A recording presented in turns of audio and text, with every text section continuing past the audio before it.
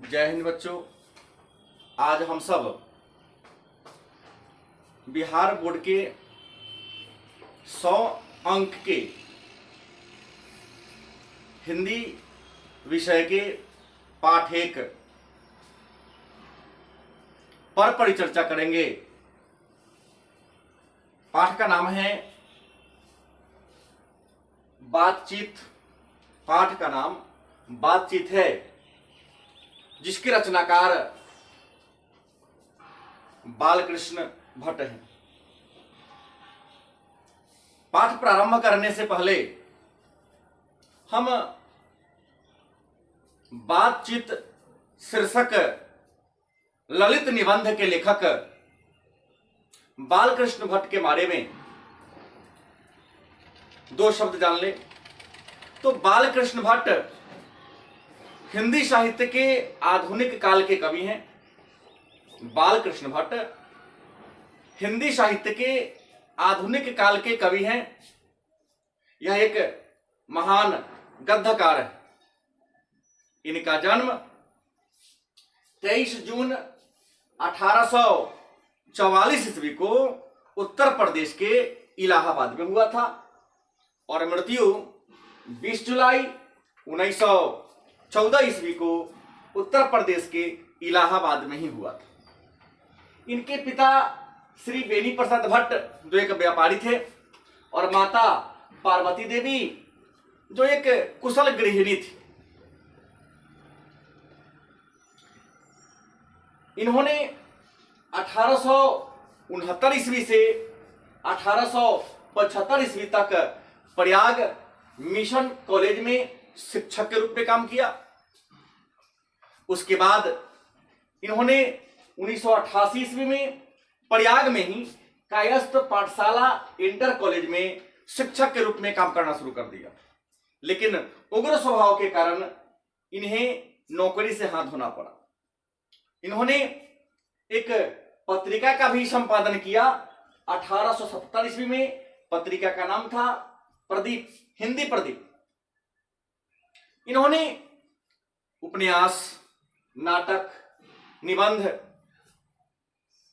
की रचना किया है। इनके द्वारा लिखा गया प्रमुख उपन्यास रहस्य कथा, नूतन ब्रह्मचारी, 100 अनाज एक सुजान, रसातल यात्रा इत्यादि। इसके अलावा इन्होंने कई नाटकों की रचना किया, जिसमें प्रमुख नाटक है पद्मावती, वेणी संहार, शिशुपाल वध, नल दमयंती, शिक्षादान, सीता वनवास, मेघनाथ वध, बृहनला और बाल विवाह। इनके द्वारा लिखा गया प्रमुख नाटक। उसके बाद बालकृष्ण भट्ट ने कुछ प्रहसन भी लिखे। प्रहसन में जैसा काम वैसा परिणाम, आचार विडंबना, नई रोशनी का विष। यह एक बहुत बड़े निबंधकार थे जिन्होंने सैकड़ों निबंध की रचना किया। इनके निबंध का संग्रह जिस पुस्तक में है उसका नाम है भट्ट निबंध माला। और आज जिस निबंध पर हम परिचर्चा करेंगे, जिस पाठ्य को पुस्तक को पढ़ेंगे हम लोग, उस पाठ का नाम है बातचीत। यह भी बालकृष्ण भट्ट के द्वारा लिखा गया एक निबंध है। बालकृष्ण भट्ट जो आधुनिक काल के कवि हैं। बातचीत एक ललित निबंध है। बालकृष्ण भट्ट को रामचंद्र शुक्ल ने हिंदी का एडिशन व हिंदी का स्टील उपनाम से बुलाया है। तो आज का जो हमारा मूल बिंदु है, जिस पाठ पर हम लोग परिचर्चा करेंगे, उसका नाम है बातचीत। बातचीत एक ललित निबंध है। इस निबंध में निबंधकार श्री बालकृष्ण भट्ट ने बातचीत के महत्व और किस उम्र के व्यक्ति किस तरीके के बात करते हैं, इस पर इन्होंने परिचर्चा किया है। कवि कहते हैं कि ईश्वर ने मनुष्य को बहुत सारे गुण दिए हैं, बहुत सारी शक्तियां दिया है, बहुत सारे ज्ञान दिए हैं। लेकिन ईश्वर के द्वारा दिए गए उन सभी चीजों में, गुणों में जो सबसे बढ़िया गुण दिया वह है वाक् शक्ति, मतलब बोलने की शक्ति। कभी कहते हैं कि मनुष्य के पास अगर सबसे कोई बढ़िया चीज है, बढ़िया गुण है, तो वह है वाक् शक्ति।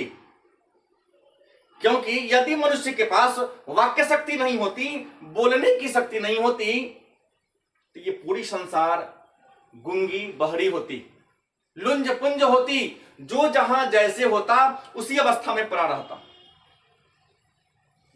बातचीत के अलग अलग उद्देश्य होते हैं, अलग अलग मायने होते हैं। हर उम्र के लोग बात करते हैं, उस हर उम्र के लोगों के बात करने का तौर तरीका अलग होता है। जैसे इन्होंने कहा, जो घरेलू बातचीत होता है, घर में जो बातचीत होते हैं, उस बातचीत का उद्देश्य होता है मन को रमाना। घर में जो लोग होते हैं, घर में जो घरेलू महिलाएं बातचीत करती हैं, मन को रमाने के लिए, मन को लगाने के लिए, क्योंकि उन्हें बाहर जाना नहीं है। कभी कहते हैं कि बातचीत का व्यक्ति के जीवन में बड़ा महत्वपूर्ण स्थान है, क्योंकि बातचीत एक ऐसा अस्त्र है, एक ऐसा हथियार है, जिसके माध्यम से व्यक्ति के मन में जो मवाद होता है, जो धुआं होता है, वह वाष्प बनकर बाहर निकल जाता है। और जब व्यक्ति के मन में मवाद या धुआं बाहर निकल जाता है, तो व्यक्ति का चित्त हल्का हो जाता है, व्यक्ति हल्का महसूस करता है, शांत महसूस करता है, आनंद महसूस करता है। कभी कहते हैं कि बात शक्ति, बोलने की शक्ति मनुष्य का सबसे बड़ा गुण है, और व्यक्ति के गुण और अवगुण की पहचान बातचीत के द्वारा ही होती है, बोलने के द्वारा ही होती है। कोई व्यक्ति कैसा है, उसके विचार कैसे हैं, यह प्रकट तब होता है जब व्यक्ति बोलता है। मतलब बात के द्वारा ही किसी व्यक्ति के गुण और अवगुण के बारे में हम जान सकते हैं। एडिसन साहब का कहना है कि वास्तविक बात दो व्यक्ति के बीच होती है, जो रियल बात कहते हैं वह दो व्यक्ति के बीच होती है। क्योंकि दो व्यक्ति के बीच अगर वार्तालाप होगी तो अपने हृदय की बात को कहने में कोई झिझक नहीं होता है। लेकिन अगर तीन व्यक्ति बातचीत में आ जाए तो बात नहीं, बात का त्रिकोण बन जाता है। एक व्यक्ति को अपना पूरा बात कहने का अवसर मिलता नहीं, और व्यक्ति बोलता भी है तो थोड़ा सा झिझक महसूस होती है। और यदि चार व्यक्ति आ जाए तो इसमें तो बेतकल्लुफ की बात होती है, बात का कोई महत्व ही नहीं रह जाता है। लेकिन यदि चार से ज्यादा व्यक्ति आपस में बैठ जाए और बातचीत करना शुरू कर दे, तो यहां यह बातचीत नहीं होती है, बल्कि फॉर्मेलिटी होती है। मंडली में लगता है कि बातचीत नहीं हो रही है, फॉर्मेलिटी पूरा कर रहे हैं। कभी कहते हैं अगर लोगों के समूह की बात हो तो उसे बातचीत नहीं, उसे राम रमौगल कहते हैं। मतलब चार व्यक्ति से अधिक अगर बात हो, मिलजुल कर लोग बात करें, तो उसे हम कहते हैं राम रमौगल कहते हैं। कभी कहते हैं कि उम्र के अनुसार लोग अलग अलग तरीके से बात करते हैं। जैसे अगर दो वृद्ध, दो बूढ़ा आपस में मिल जाए और बातचीत करने लगे, तो वह जवानी की शिकायत पर बात करते हैं, समय पर बात करते हैं, नौजवानों की निंदा करते हैं।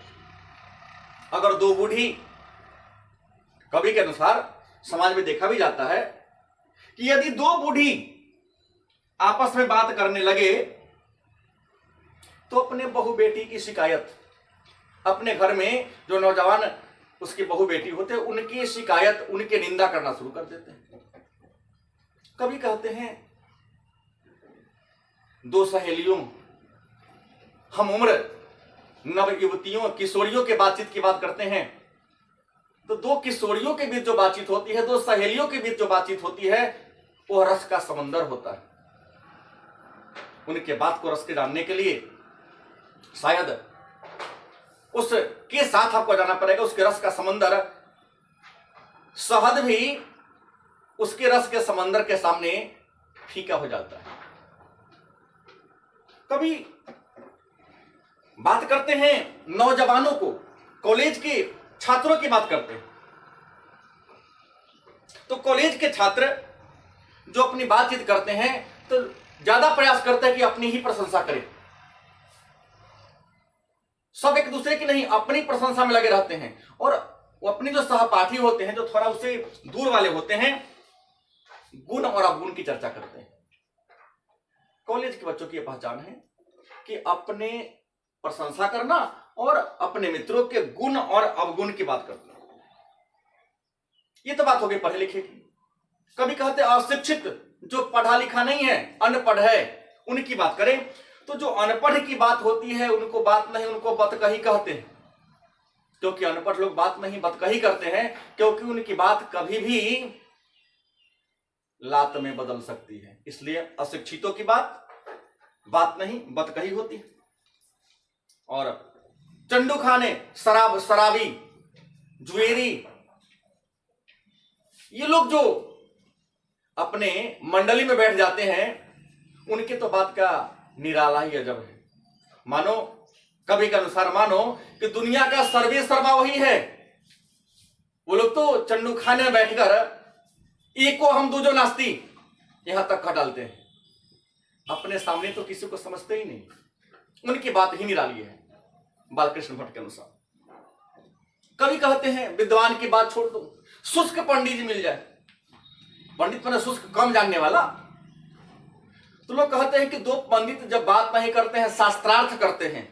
लेकिन कवि बालकृष्ण भट्ट कहते हैं कि दो शुष्क पंडित, कम ज्ञानी पंडित अगर मिल जाए आपस में, तो समझो शास्त्रार्थ नहीं, मुर्गा बटेर की लड़ाई हो रही है। ये आधुनिक पंडित की बात करते हैं। वो सोचेंगे कि अपने तर्क से उसके बात को काट दिया जाए। बात को प्रमाणिक सिद्ध नहीं माने, एक दूसरे को बात को मानते नहीं, बल्कि उनके बात को काटने का प्रयास करते हैं, मतलब मुर्गा बटेर की लड़ाई करते हैं। कभी आगे कहते हैं कि बात का नजरिया, अगर 25 साल से 25 वर्ष से ऊपर के लोगों की बात ले जाए तो 25 वर्ष से ऊपर के बच्चे अगर बात करते हैं, लड़के हो या लड़कियां बात करते हैं, तो उनका जो बात होता है सार गर्भित होता है। बात में कुछ रहस्य छुपा होता है। लेकिन 25 वर्ष से नीचे के जो बच्चे हों, उनके बात कोई सार गर्भित नहीं होती है। कभी कहते हैं कि रियल बात करने का तरीका तो यूरोप के लोगों में है, और यूरोप के लोगों में जो बात करने का तरीका है उसे आर्ट ऑफ कन्वर्सेशन कहते हैं। इस तरह कवि बालकृष्ण भट्ट बातचीत शीर्षक निबंध में अलग अलग उम्र में